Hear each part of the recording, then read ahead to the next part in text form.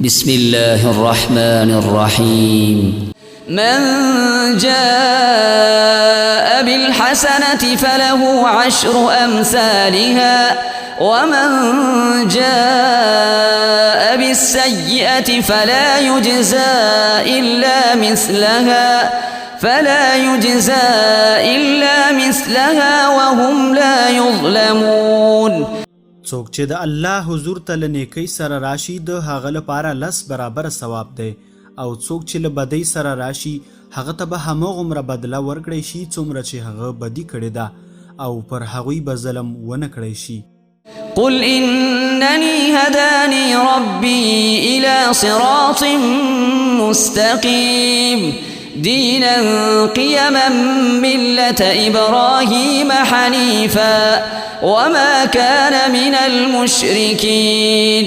ای محمد صلی الله علیه وسلم ووایا زما رب په یقیني توګه ماته سمه لاره راښودلې ده بیخي صحیح دین چې په هغه کې کوم کوږوالی نشته. د ابراهیم علیه السلام مسلک چې هغه یو لوري ته په متمایل کېدو غوره کړی و او هغه له مشرکانو څخه نه و. قل إن صلاتي ونسكي ومحياي ومماتي لله رب العالمين. ووایا زما لمونځ زما د عبادت ټول مراسم زما ژوند او زما مرګ هر څه د کائناتو د پالونکي الله جل جلاله لپاره دي. لا شريك له وبذلك أمرت وأنا أول المسلمين. چې د هغه هیڅوک شریک نشته د هماغه امر ماته شوی دی او تر ټولو لومړی د اطاعت سر ټیټونکی زه یم. قل أغير الله أبغي ربا وهو رب كل شيء ولا تكسب كل نفس إلا عليها.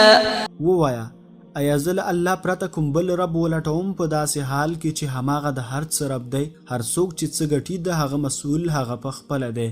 ولا تزر وازرة وزر أخرى ثم إلى ربكم مرجعكم فينبئكم بما كنتم فيه تختلفون. هیڅ پیټه پورته کوونکی د بل پیټه نه پورته کوي بیا ستاسې ټولو د خپل رب لوري ته ګرځېدل دي په هغه وخت کې به هغه ستاسې د شخړو حقیقت درته لوڅ کړي. وهو الذي جعلكم خلائف الأرض ورفع بعضكم فوق بعض درجات ليبلوكم فيما آتاكم إن ربك سريع العقاب وإنه لغفور رحيم. هماغه ذات دی چې تاسې د ځمکې خلیفګان وګرځولی او ستاسې څخه یې ځینو ته د ځینو نورو په مقابل کې ډېرې لوړې درجې ورکړې چې تاسې ته یې څه درکړي دي په هغه کې پر تاسې ازمایښت وکړي.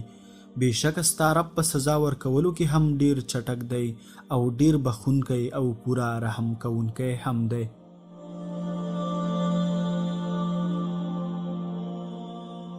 نازل دے پسردار دو جہاں درب کتاب پمینا منا والول قرآن درب کتاب پمینا منا والول قرآن درب کتاب. نازل دے پسردار دو جہاں درب کتاب پمینا منا والول قرآن درب کتاب پمینا منا والقرآن درب کتاب.